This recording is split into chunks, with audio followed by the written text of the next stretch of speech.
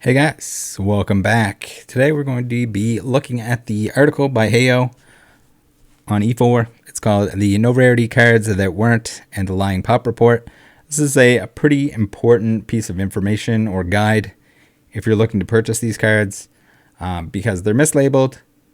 And if someone doesn't know what they're looking at, they could easily mistake one for the other, one being much more rare. The pop report is pretty meaningless on these particular cards until everything is sorted out. So we're going to take a look through here. We're going to make sure everyone's aware of what's going on. Thanks to Hayo for creating the thread, the guide, if you will, and make sure to check that out on efour if you're ever going to be purchasing these. So we got a couple of oopsie doopsies right off the bat here. It looks like none of the grading companies know what they're looking at, know the difference, and this is where it comes down to: if you don't have everything mapped out and know all of the variations and rules and things to look out for, you shouldn't be grading the cards. Whether or not you think you know what you're doing, clearly you don't know what you're doing. So let's get into this. Hi everyone. Always on the lookout for no rarity base set Japanese cards. I've run countless times into sellers or collectors who mistakenly or on purpose label some trainer cards as no rarity base set name of the card, although they are not. And although this might be common knowledge for many collectors, I thought it wouldn't hurt to write down a few tips about how to differentiate the real no rarity base set cards from their less rare but very similar in look variants. The main reason: I've recently found out that even grading companies seem to get it wrong, so much so that over 70% of the pop report on some rarer cards might actually be mislabeled stuff. Let me explain. So for anyone that's not familiar with no rarity, there was an initial print of base set in Japanese that didn't have the rarity symbols on the bottom. Almost every Pokemon card has a rarity symbol at the bottom, where it's, you have your common as a circle and your uncommon as your diamond shape. Initially, they didn't have those on them. I think in all the marketing material, the original marketing material before the trading cards came out, that's what it was. They didn't have the rarity symbols on there yet. And so much more rare, much more valuable. So this is kind of an important distinction. These aren't the most expensive no rarity cards, but still good to know that you're actually getting a no rarity example. So I haven't looked up the CGC card on the left here, but this one's still active in PSA's cert verification. I would imagine that they'll fix that. They can fix it on that side of things, but then also to be able to fix the labels. So again, always good to, when you're purchasing a graded card, especially if it's a valuable one, look up your cert number, make sure that it is what it says it is. They might change the base set part of it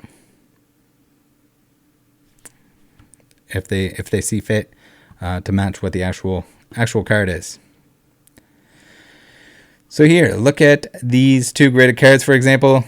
This is one instance: CGC and PSA offering the same quality of service, as they both got it equally wrong despite what the label tells you. Neither of these cards are from base set. These are actually from the Quick Starter gift set, which contained non-glossy versions of vending cards, including beautiful hollow versions of some of them, and reworded versions of trainers such as Gust of Wind, Pokemon Trader, Energy Retrieval, Switch, and Potion. So those are our offenders, and those are the ones that we're going to be taking a look at. All the cards in that set are non-glossy, and none feature a rarity symbol. So that's where we run into issues.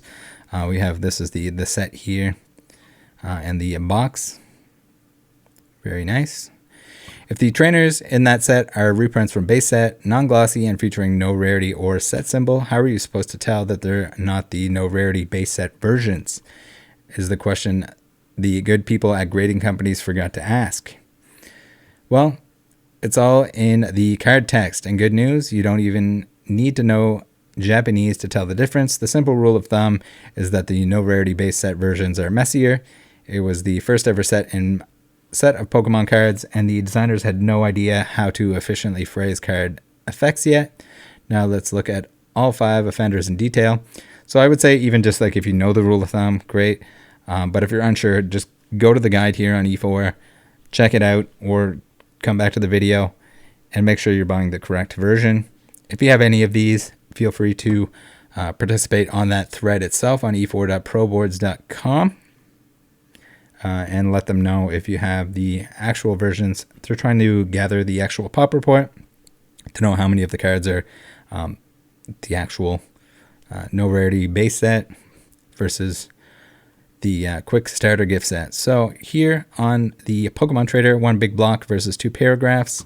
On the left side here, we have the No Rarity symbol base set, the more rare, more valuable version. And on the right side here, we have the quick starter gift set. So clearly in the text box, you can see there is a huge difference. But for someone that's not paying attention or doesn't know that both exist, you could definitely get duped, including the grading company. Also, shout out to everyone in the efour Discord there that's on the sidebar. Hey guys. And join the efour Discord, join the Rattle Discord. Both are very cool spots to hang out. And if you have really obscure questions about anything Pokemon, the best place is probably to ask on the efour forums. So see how the text in the Quick Starter gift set version is cleanly organized over two paragraphs in a smaller size font, while the No Rarity base set version is one chunky block taking all of the available space. I told you really don't need to know Japanese to tell the difference. And ignore the fact that there's one is a little bit more kind of like faded or color difference. That's largely to do with the photo. So next up here, gust of wind, 6 rows versus 2 rows. So this one being a really big example of cleaning up the text. Left side again, No Rarity symbol base set. So that's the valuable boy. So you don't want to accidentally buy this quick starter gift set version on the right if you're looking for the one on the left. The No Rarity base set version has a bunch of extra text. By the time they printed the quick starter version, they'd figured out maybe they didn't need to specify you can't target your opponent's benched Pokemon if they don't have a benched Pokemon. This is another one that's easy to recognize at a glance. You see this all the time in English as well. Sometimes they word things or they figure out that they don't necessarily need to be that wordy with it, or they need to be more specific with certain stuff. Switch, 4 rows versus 3 rows. No Rarity on the left again. As always, here as well, the No Rarity base set version's text is longer. By the time they made the quick starter gift set, they'd improved the wording enough to make it a whole line shorter. Energy Retrieval, 1 big block versus 3 paragraphs. No Rarity on the left. No Rarity symbol base set on the left. Same as with Pokemon Trader. Here, the text on the quick starter reprint is cleanly organized over several paragraphs, clearly explaining how the card works, while the No Rarity base set version was more like, here, good luck figuring out the detailed rulings on that one. I'm sure there was lots of arguments, and I know as kids, like, we made up a lot of rules on our own, so I can only imagine. Even if you were playing the actual game, if there's stuff that's a little bit too vague, then you can have people kind of abusing it or maybe using it in a way that it wasn't intended. Potion, 3 rows versus 4 rows. So here we're actually seeing the opposite, where the longer boy is the quick starter gift set one. And here he explains, this one breaks the pattern as for once the quick starter version is neither shorter nor organized over several paragraphs. The original No Rarity base set version is actually the shorter one, using only 3 lines of text. Now you know the differences between both versions of cards that may look very similar at a glance, but are actually very different both in terms of release and in terms of content. But now you might be thinking, great, as if there's much of a difference in value between the 2 versions of a freaking potion. And although I won't get into an argument about the difference in value between 2 versions of some non-inspiring trainer cards, No Rarity base set version is the OG and much rarer in good condition / end of argument. There's one where I think the difference really matters. No Rarity base set Pokemon Trader's Pop 10 report is very messed up. So we see here, most of these cards, we have like a 3, 2, 4, 5, 0, 6, 2, and then all of a sudden 16. So the large majority of these are probably not the actual No Rarity base set. So that's going to impact the 10 price. The pop report is screwed. I would imagine that CGC is the same way. and any of the other grading companies that happen to grade these. I would imagine they're all making the same mistake. Take a look at the pop report for no rarity symbol versions of all 9 rare trainers from base set. Are you seeing the issue? Mint copies of these cards are extremely rare. There weren't many made in the first place, and trainers back then were absolutely broken, so most copies have been put in decks and played to oblivion. Some of them have only one PSA 10 copy, with Item Finder still waiting for its first Gem Mint 10 copy. And then there's Pokemon Trader with a PSA 10 population 5 times the average. I'm willing to bet that's not because Japanese kids in October 1996 took particularly good care of that smartly dressed fellow and his faithful Farfetch, nor is it because considerably more copies were sent for grading due to Pokemon Trader being several times more popular than even last, the original waifu card. I'm pretty sure it's just that a bunch of people sent in their considerably less rare quick starter copies, which ended up being mislabeled. It's definitely the case. I'm pretty sure anyone who's in the business of collecting PSA 9 to 10 no rarity base set master set nowadays should already know that, but please be careful when buying a graded Pokemon Trader. Otherwise, you might end up being the fool who buys a random reprint for $400 thinking they got a killer deal on the first print of an old classic. So I'm not exactly sure how the I would assume that the PSA guarantee kind of covers that, where they have it listed as the wrong card. And it definitely has the opportunity of duping people, including the grading companies themselves. So very unfortunate if someone accidentally buys one of these. And then we have a little disclaimer here. Apologies if you're the person who bought that card and purchased it fully knowing it was the quick starter version and thinking it was a fair price. You do you. Now I'd ask a favor from everyone here. If you own a PSA graded copy of No Rarity symbol Pokemon Trader, could you please check and let us know what version it actually is? Or if you know someone who has one, get them to chime in here. Maybe eventually we can get a rough idea of how many PSA 9 and 10 copies of that card actually exist. We might at some point even get an exact number. After all, there's almost 24 people we need to contribute to check the full 9 and 10 population. I doubt there's more than 6 PSA 10 copies, the record currently held by Super Energy, Removal, and Lass.